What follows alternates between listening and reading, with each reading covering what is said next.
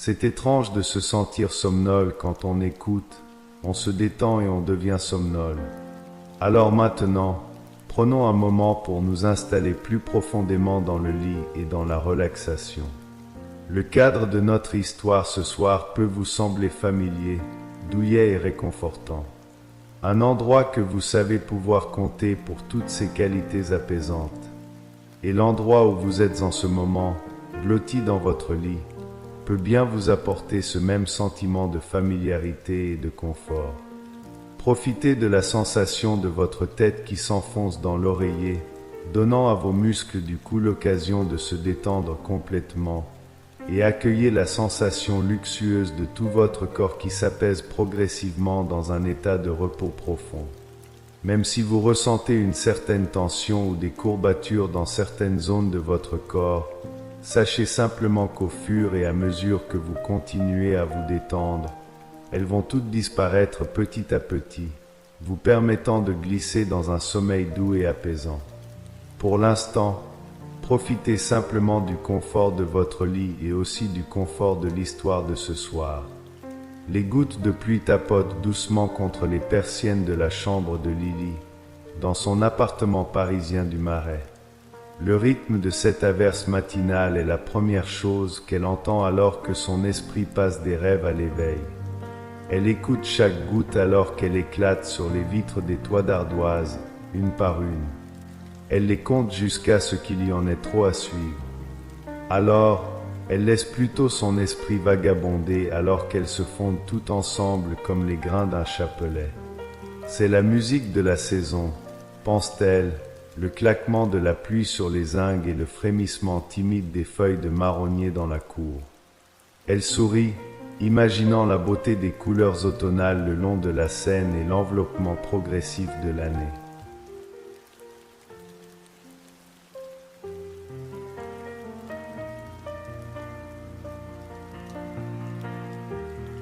Lily bâille et étire ses bras au-dessus de sa tête. L'obscurité persiste encore dehors, mais il est temps pour elle de se lever. Bientôt, elle mettra son trench et son foulard et descendra l'escalier en colimaçon jusqu'à sa boulangerie pour préparer l'arrivée des premiers clients de la journée. Bien qu'elle commence sa matinée avant tous ses voisins, Lily ne s'en plaint pas. Elle adore ce qu'elle fait et se réjouit toujours de mettre les toutes premières viennoiseries au four et de moudre les premiers grains de café. Les sourires sur les visages des gens qu'elle connaît rendent ces heures matinales valables. De plus, cela signifie qu'elle est toujours prête pour une bonne nuit de repos quand l'heure vient. Elle s'assied dans son lit et écarte le drap en lin. Puis elle balance ses pieds par-dessus le bord. Ses orteils trouvent la chaleur douillette de ses pantoufles en feutre posées sur le parquet ancien. Elle les enfile et se lève, bâillant une fois de plus. Lily entre à pas feutrés dans la petite cuisine de son appartement haussmannien. Cela semble juste d'être plus silencieuse à cette heure, alors que la nuit s'estompe lentement. Aujourd'hui, à travers la fenêtre à guillotine, elle peut apercevoir la première lueur grise se reflétant sur la façade en pierre de taille de l'immeuble d'en face. Là, son voisin, un vieux monsieur passionné de philatélie, dort encore. Il se lève généralement une fois que les premiers rayons frappent ses volets.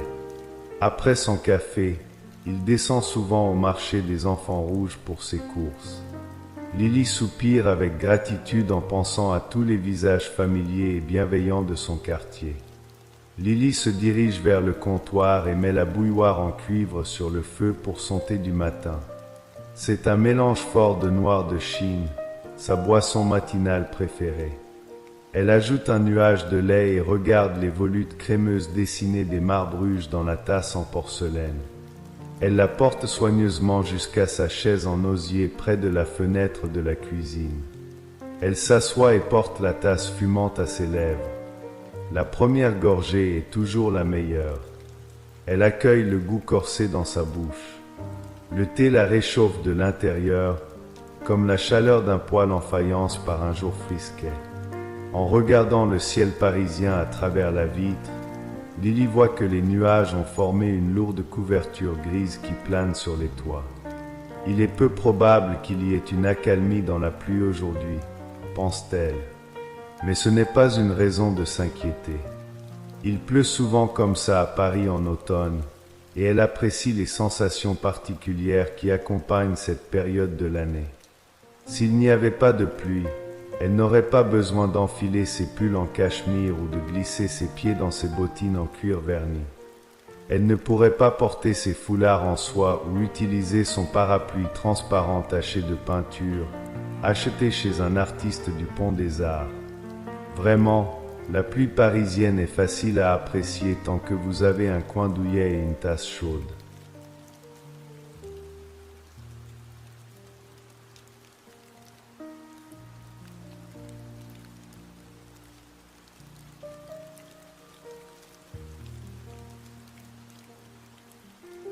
Elle prend la dernière gorgée et lave la tasse dans l'évier en porcelaine, la laissant s'égoutter sur l'égouttoir. Puis elle se rend dans sa chambre et s'habille pour la journée. Avec un dernier regard vers son lit à baldaquin, elle se dirige vers la porte d'entrée. Il y aura amplement le temps de se reposer plus tard. Dans l'entrée aux moulures anciennes, elle enfile son trench beige et noue un foulard Liberty autour de son cou. Elle prend son parapluie d'artiste, son sac en toile et son trousseau de clés anciennes. La lourde porte en bois claque doucement derrière elle et elle sort sur le palier, puis descend l'escalier en colimaçon aux marches usées par le temps. Sous le porche de l'immeuble, elle ouvre son parapluie. Il s'ouvre avec un froufrou caractéristique. Assis sur l'appui de fenêtre du rez-de-chaussée, le charroux du concierge, Mirabeau, la suit du regard de ses yeux verts. Il est là, qu'il pleuve ou qu'il vente. Elle lui sourit et lui adresse un petit signe de tête. À part son ami à fourrure, le quartier est encore silencieux. Alors qu'elle marche dans la rue pavée étroite, Lily passe devant des boutiques aux volets encore clos, des galeries d'art aux vitrines sombres et des cafés aux terrasses désertes. Quelques lampadaires à globes diffusent une lueur jaune qui se reflète dans les flaques d'eau sur les pavés luisants. Elle écoute le son de la pluie qui ruisselle sur le tissu transparent de son parapluie. Sous cette bulle, elle est en sécurité et au sec. Cela lui rappelle quand, étudiante, elle se réfugiait sous les arcades de la rue de Rivoli les jours d'orage, observant le monde passer à l'abri. Lily sourit au souvenir et resserre son foulard.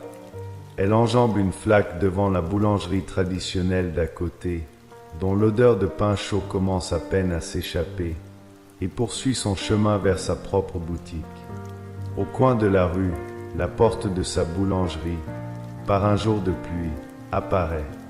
Elle l'a peinte elle-même un été, de volutes et de fleurs dans les tons d'un jardin à la française, vert jardin, bleu pervenche, jaune mimosa et lavande.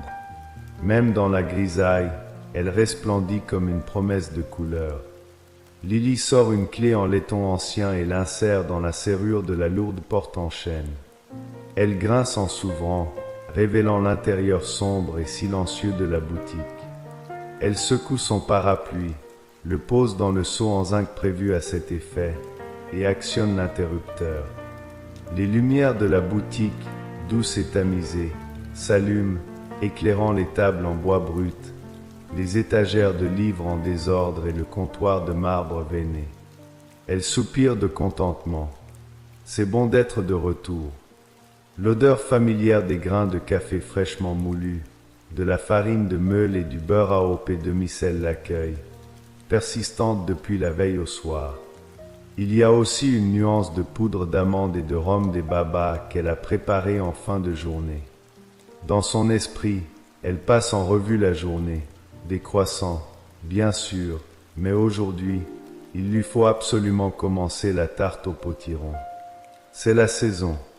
Ses clients, des habitués du quartier comme quelques touristes éclairés, commencent à en réclamer.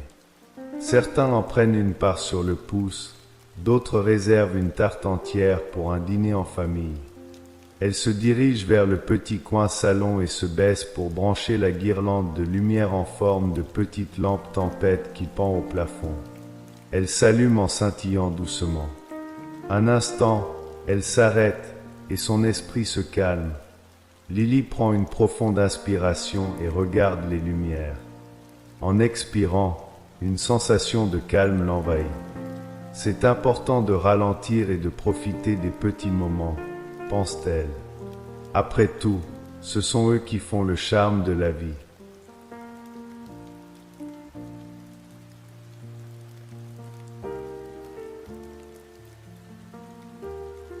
En mangeant, elle observe son petit monde. La pluie trace des rigoles sur la vitre. Les lampes tempêtes scintillent au rythme de l'averse. C'est dans ces détails que cet endroit devient un foyer, pense Lily. Cette boulangerie raconte l'histoire de tous ceux qui ont poussé sa porte un jour de pluie. Elle sourit, sereine, sachant qu'elle est exactement là où elle doit être.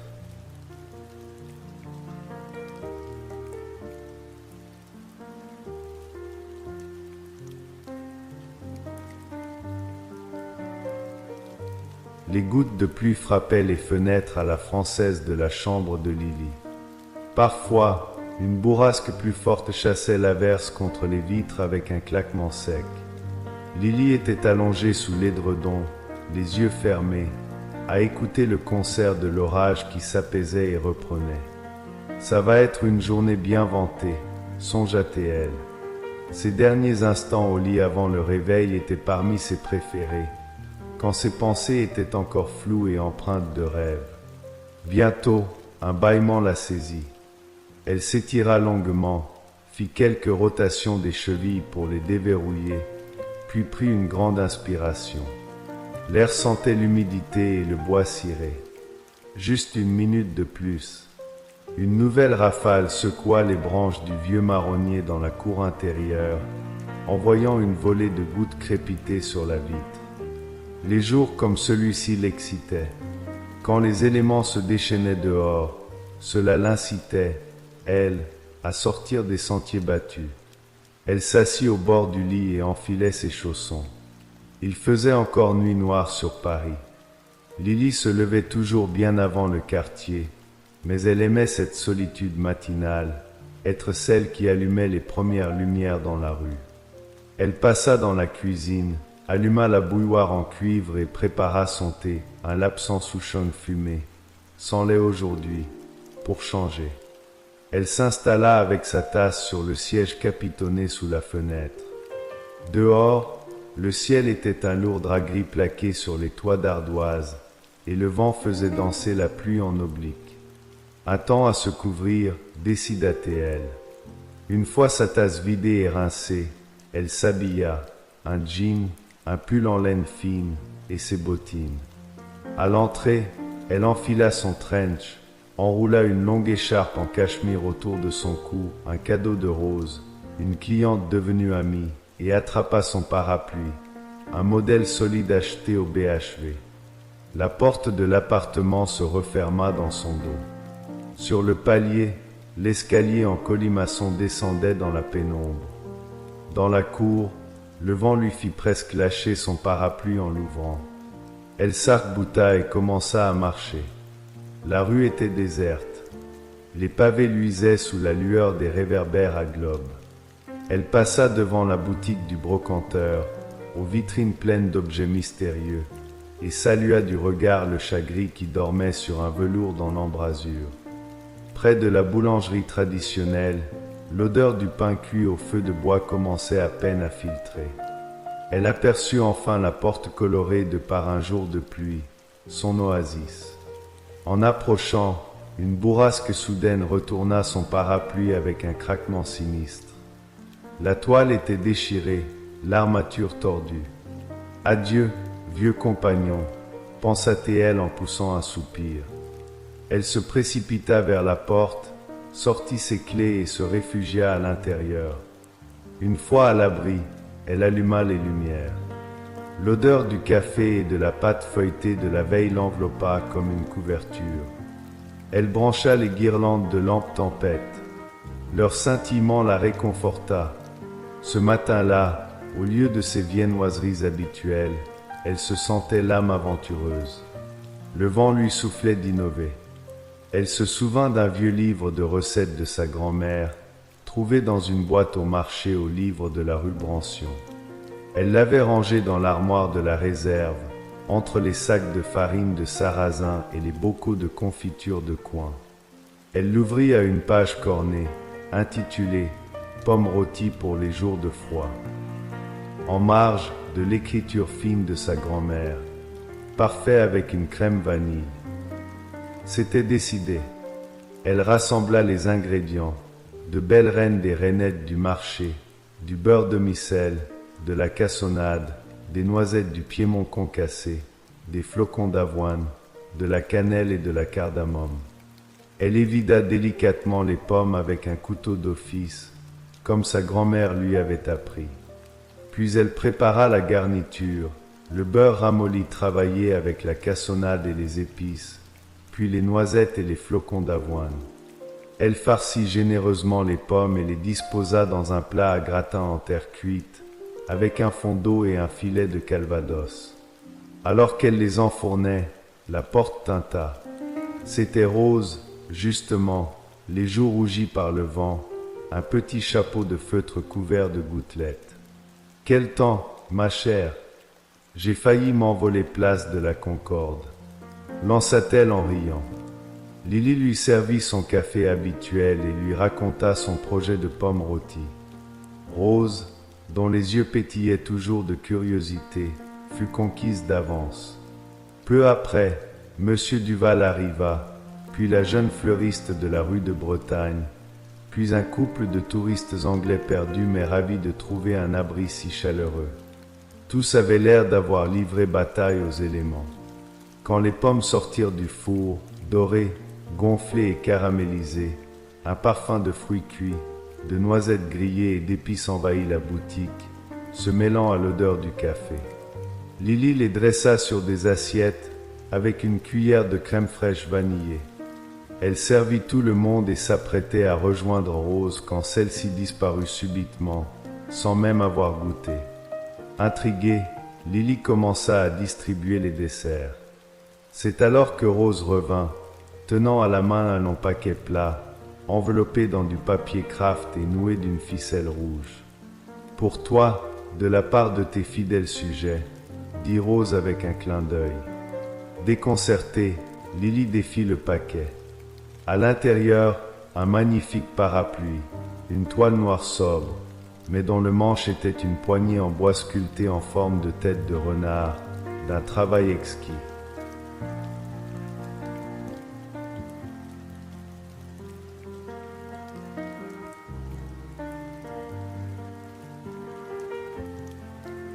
C'était magnifique, murmura Lily, touchée aux larmes.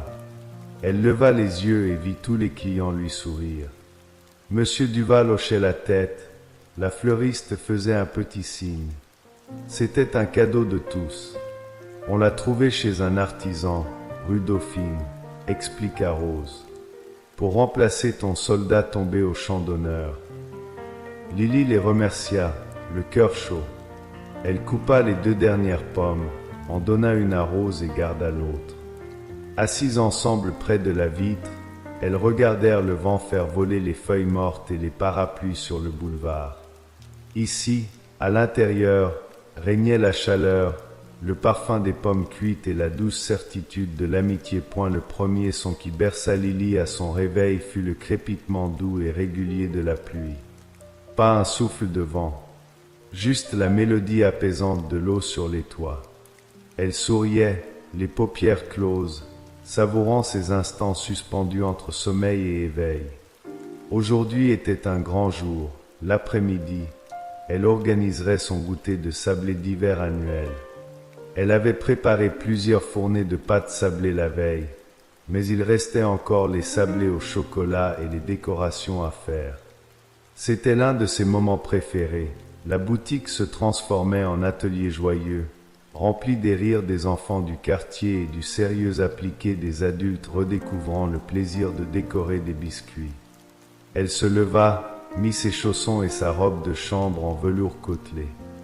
Dans la cuisine, elle prépara un thé noir parfumé à la bergamote, un Earl Grey, qu'elle but en regardant par la fenêtre. La nuit reculait lentement sur Paris, laissant place à une aube gris-perle. Les prévisions parlaient de neige.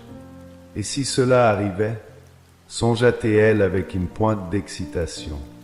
Rien n'était plus magique que Paris sous la neige, et sa boutique en serait le cœur chaleureux. Vêtue d'un pull à motif jacquard qui lui venait de sa tante en Savoie, elle descendit, son nouveau parapluie renard à la main. La pluie n'était plus qu'une bruine. Dans la vitrine de l'antiquaire, les deux chats siamois, habituellement rivaux, étaient blottis l'un contre l'autre sur un coussin de soie, observant d'un œil paisible le monde humain. La porte de la boulangerie s'ouvrit sur le silence familier. Elle alluma les lumières, puis les guirlandes. L'atmosphère était déjà empreinte de douceur sucrée. Ce matin, pas de viennoiserie. Elle se concentra sur les sablés. D'abord, les classiques aux pépites de chocolat Valrhona. Puis les plus artistiques, les sablés vitrail. Elle étala la pâte, utilisa des emporte-pièces en forme de tour Eiffel, d'arc de triomphe, de feuilles de marronnier et de petits moulins. Au centre de chaque forme, elle découpa un motif plus petit qu'elle remplit de fins éclats de bonbons acidulés aux couleurs vives. À la cuisson, ils fondraient en de véritables vitraux sucrés. Alors que la première fournée de chocolat embaumait, Monsieur Duval entra, flairant l'air avec satisfaction. « Alors, Lily, quelles sont les spécialités cette année? Sablé vanille, chocolat, ces mystérieux vitraux. Il va falloir que je goûte à tout pour m'assurer de leur qualité. Vous comprenez, dit-il avec son flegme habituel. Lily rit et lui servit son café. Bien sûr, Monsieur Duval, vous êtes notre expert officiel. La matinée avança, rythmée par les fournées. Rose arriva, puis la famille Laurent avec leurs jumeaux de 5 ans, habillés de parfaits petits mariniers.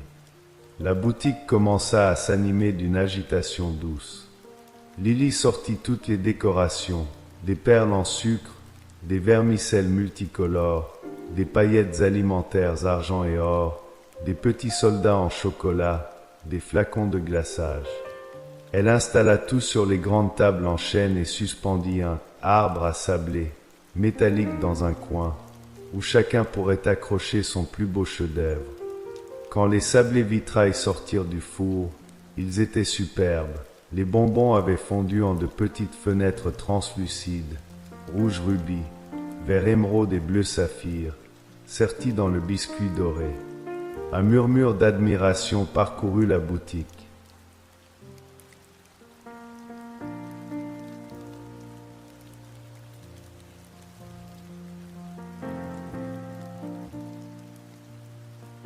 C'est à ce moment-là que la petite Élise, une des jumelles, pressa son nez contre la vitre. « Maman, regarde, il neige !» Un silence soudain se fit, puis tous se précipitèrent aux fenêtres. De légers flocons dansaient dans l'air gris, tournoyant avant de se poser sur les pavés et les toits, où ils fondaient aussitôt en de minuscules perles d'eau. C'était juste une giboulée, mais la magie opéra. Poussée par une soudaine envie d'enfance, Lily ouvrit doucement la porte et sortit sur le pas de la boutique. Elle leva son visage vers le ciel, ferma les yeux et tendit la langue pour attraper un flocon. Le froid délicat et la sensation de légèreté la firent rire toute seule. Elle ouvrit les yeux et fit une petite pirouette, ses bras en croix, au milieu de la rue silencieuse. Pendant un instant, elle n'était plus la boulangère, mais une petite fille émerveillée par le premier signe de l'hiver. Quand elle rentra, les joues roses et les cils humides, l'ambiance était à la fête. Les enfants décoraient des sablés avec une concentration intense, les adultes rivalisaient de créativité, et l'arbre à sablés se couvrait peu à peu d'ornements comestibles, des tours Eiffel couvertes de paillettes, des arcs de triomphe bariolés, des feuilles glacées au vert brillant. Lily prit un sablé vitrail en forme de cœur, accroché à un ruban de satin. Elle le porta à ses lèvres. Le biscuit était friable et beurré, le vitrail fondait en une douceur fruitée. Elle sourit, le cœur léger. Rien ne surpassait la joie simple d'un biscuit partagé, tandis que dehors, les premiers flocons de l'hiver dessinaient une éphémère dentelle sur Paris. Le son qui tira Lily du sommeil était différent. Ce n'était plus le tambourinement franc de la pluie, mais un silence humide, ponctué par le goutte-à-goutte paresseux des dernières gouttes des gouttières. Elle ouvrit les yeux. Un voile laiteux, épais et cotonneux, collait aux vitres. La brume. Un sourire se dessina sur ses lèvres. Elle aimait les jours de brume parisiens. Ils semblaient suspendre le temps, estomper les angles de la ville, la rendant mystérieuse et intime, comme un secret partagé. Sa routine matinale fut plus lente, plus contemplative. Son thé en un darjeeling doré avait un goût plus délicat dans cette atmosphère ouatée. De sa fenêtre, elle voyait à peine les fenêtres de l'immeuble d'en face. La brume avalait les cours, les cheminées, ne laissant que des fantômes d'architecture. C'était beau et apaisant. Aujourd'hui, elle avait un projet réconfortant. La veille, en rangeant, elle était tombée sur la recette de fudge de sa mère, écrite sur une carte jaunie tachée de chocolat. Une envie soudaine l'avait prise. Ce serait parfait pour un jour comme celui-ci. Elle s'habilla chaudement, mit son trench et noua un foulard. Dans la poche, ses doigts rencontrèrent les petits sachets de bulbes de tulipes et de jonquilles achetés au marché aux fleurs de l'île de la Cité. Elle avait prévu de les planter dans les bacs devant la boutique pour un printemps futur. Elle descendit. La brume était si dense rue de Rivoli qu'on distinguait à peine les réverbères. Les bruits étaient étouffés, les pas résonnaient différemment. C'était comme marcher dans un rêve. La porte de la boulangerie fut son phare. Une fois à l'intérieur, le rituel des lumières et des guirlandes la ramena au réel, à son ancrage. Pour le fudge, elle sortit son bain-marie en cuivre, des plaques de chocolat noir à 70% de chez un artisan de la rue Saint-Louis-en-l'Île, du sucre, de la crème fraîche et du beurre demi-sel. La simplicité même. Mais la magie résidait dans les parfums. Elle décida de 3 variétés, un fudge à la menthe poivrée avec des éclats de canne à sucre rouge écrasé, pour la fraîcheur hivernale, un fudge à la noisette torréfiée, pour Rose, et un fudge à l'orange sanguine et à la fleur de sel, pour le plaisir des contrastes. Le chocolat fondit lentement dans le bain-marie, devenant un lac sombre et luisant. L'odeur riche et profonde se mêla à celle du café. Elle incorpora la crème et le sucre, puis divisa la préparation.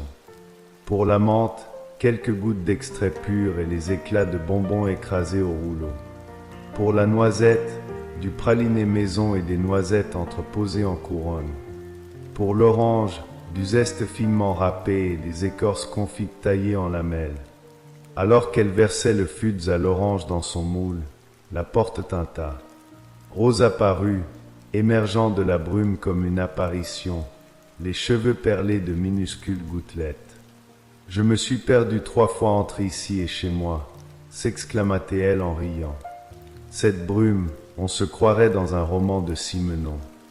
Mais les lumières de ta vitrine, Lily, étaient comme un fanal. Elles m'ont guidé. » Lily, émue, lui servit son café et lui annonça la surprise, du fudge à la noisette en son honneur. Le reste de la matinée fut calme, bercé par le silence extérieur.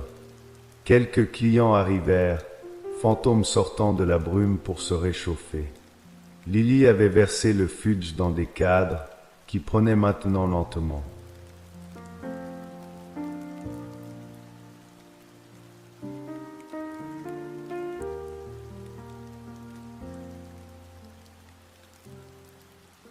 En attendant qu'ils durcissent, elle pensa à ses bulbes.